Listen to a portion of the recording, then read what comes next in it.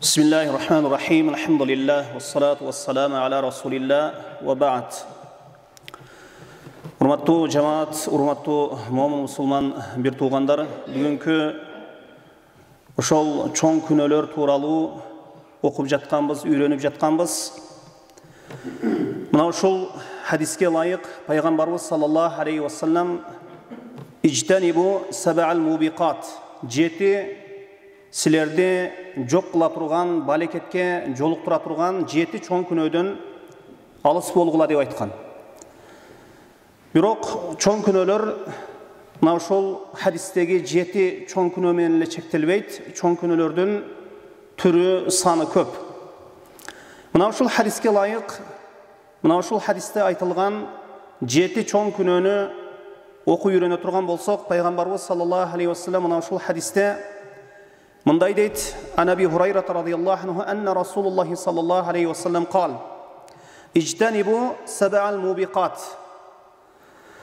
Силерди жок кыла турган, балекетке жолуктура турган, зыянга учурата турган жети чоң күнөөдөн алыс болгула, четтен келе деп пайгамбарыбыз саллаллаху алейхи ва саллям айтты. Ошондо сахабалар: Я Расулуллах, ва ма хунна? Ошол күнөөлөр кайсы? Алар кайсылар деп сурашты. Ошондо пайгамбарыбыз саллаллаху алейхи ва саллям айтты: Аш-ширку билла. Биринчиси Аллахка шерик кошуу, ширк келтирүү. Экинчиси вас-сихр, сыйкыр. Үчүнчүсү ва катлун нафсиллати харрамаллаху илля бил хак. Үчүнчүсү бир акыйкатсыз жанды, мындайча айтканда бир Аллах таала арам кылган жанды акыйкатсыз өлтүрүү. Андан кийингиси мына төртүнчүсү ва аклур риба, суткорлук кылуу, мындайча айтканда риба жеш. Жана бешинчиси ва аклу малул ятим, жетимдин малын жеш.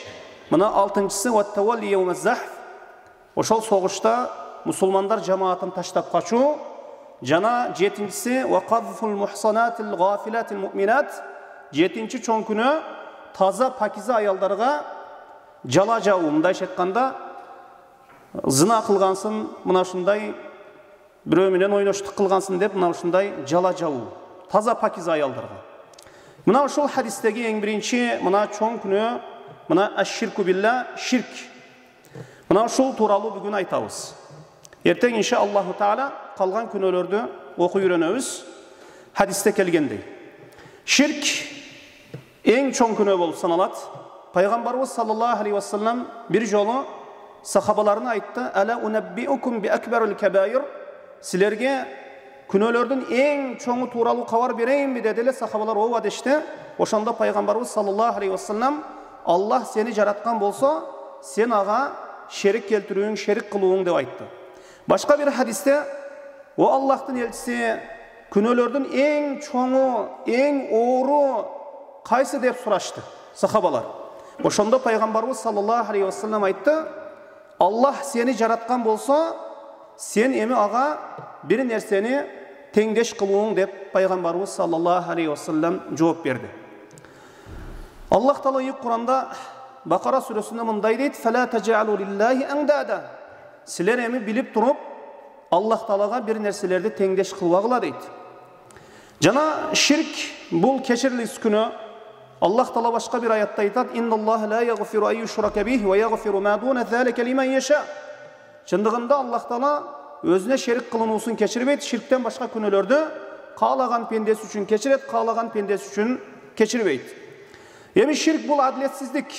Эми Аллах таала пендесине рызкы берген болсо, жоктон бар кылган болсо, ысык сууктан коргоп койгон болсо, пендеге эсепсиз рызкы, неиматтарды, жакшылыктарды берген болсо, эми мына ушул жараткан пендесине пенде келип эмне бир нерселерди шерик кылуусу бул адилетсиздик болуп саналат. Мына ошондуктан ширк өтө чоң күнөө.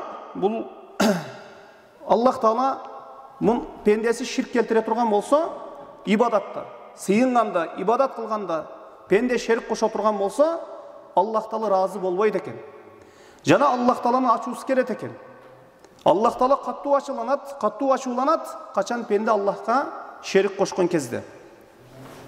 Эми Аллах тааланын Мына ва анна Аллах ла ярда ан юшрака ма'аху ахадун фи ибадатихи. Аллах Таала ибадатта өзіне шерик кылынуусуна разы болбойт. Ла малакун муқаррабун ва ла набиyyun мурсалун.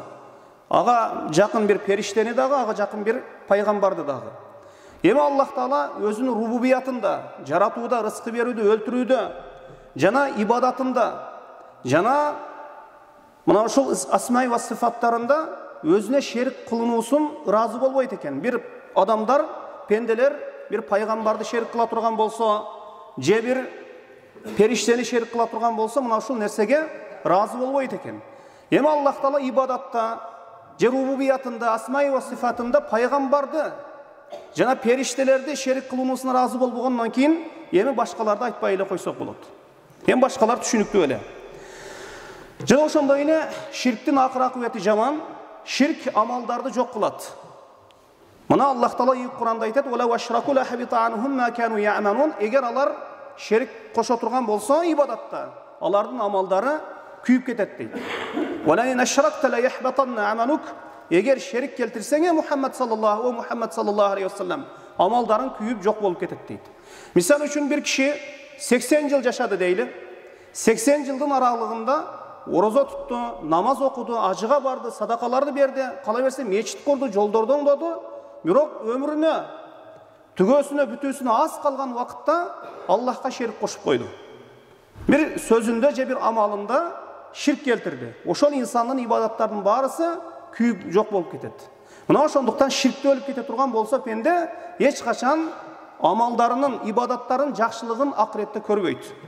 Мына Аллах Таала Кур'анда айтат: "Ва qadimna ila ma amilu min amalin faj'alnahu haba'an manthura." Биз мына ушундай адамдардын амалдарына келдик, аларды чаң тозон кылып жибердик дейт. Не себептен? Ширк себептен. Жана Ибрахим алейхиссалам дагы дуа кылган экен. Ибрахим алейхиссалам бул ошол таухид имамы, бул пайгамбарлардын не атасы. Мына ошол киши дуа кылган. "Ва junubni wa baniya an na'budal asnam." О Раббим, мени жана балдарымды ширктен алыс кылгын деп дуа кылган экен. Мына ошондуктан Ибрахим алейхиссалам дуа кылгандан кийин эми башкаларды айтпай эле койлу, башкалар түшүнүктүү эле. Ушундай пайгамбар дуа кылгандан кийин ширктен сактоосун, өзүн жана балдарын, зуриятын сурап.